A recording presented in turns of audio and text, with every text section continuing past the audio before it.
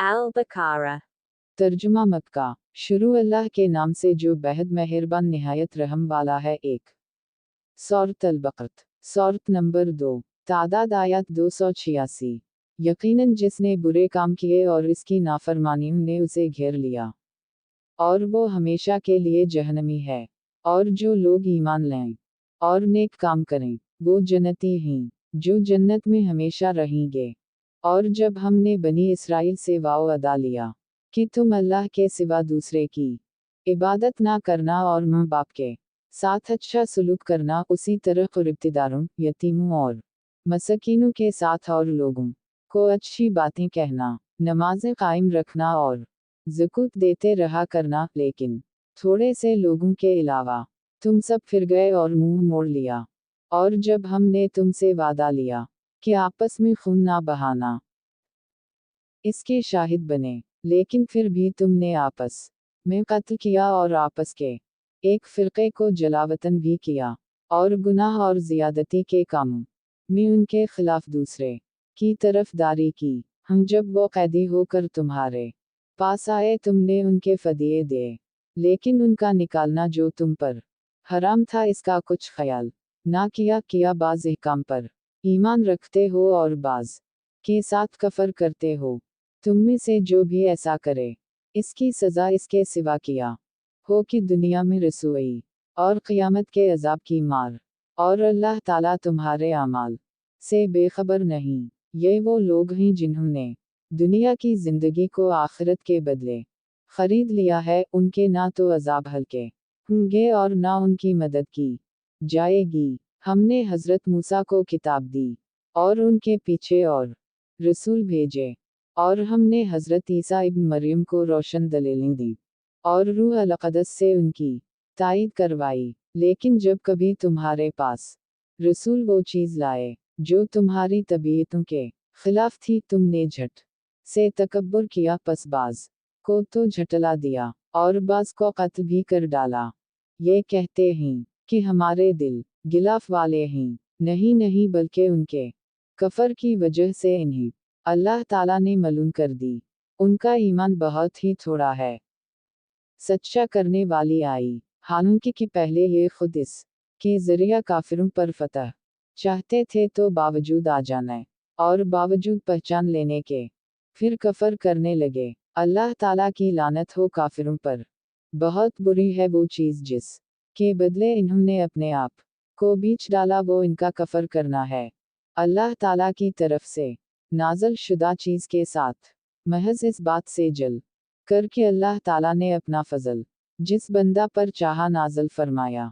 इसके बाइस ये लोग गज़ब पर गज़ब के मुस्तहिक हो गए, और इन काफिरों के लिए रसू करने वाला अजाब है। बहुत बुरी है वो चीज़ जिस के बदले इन्होंने अपने आप को बीच डाला, वो इनका कफर करना है अल्लाह ताला की तरफ से नाज़िल शुदा चीज़ के साथ, महज इस बात से जल कर कि अल्लाह ताला ने अपना फजल जिस बंदा पर चाहा नाज़िल फरमाया।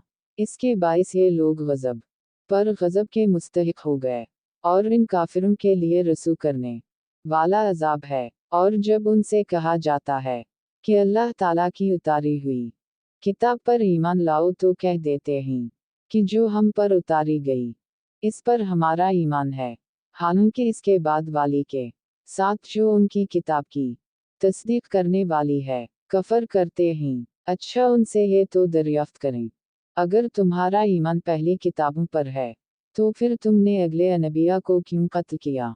तुम्हारे पास तो मूसा यही दलीलें लेकर आए, लेकिन तुमने फिर भी बिछड़ा पूजा, तुम हो ही जालिम।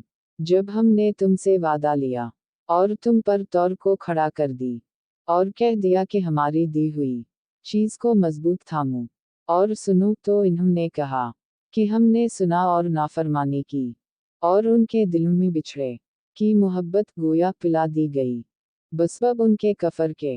उनसे कह दीजिए कि तुम्हारा ईमान तुम्हें बड़ा हुक्म दे रहा है, अगर तुम मोमिन हो। आप कह दीजिए, अगर आखिरत का घर सिर्फ तुम्हारे ही लिए है, अल्लाह के नज़दीक और किसी के लिए नहीं, तो आओ अपनी सच्चाई के सबूत में मौत तलब करो, लेकिन अपनी करतूतों को देखते हुए कभी भी मौत नहीं मांगेंगे।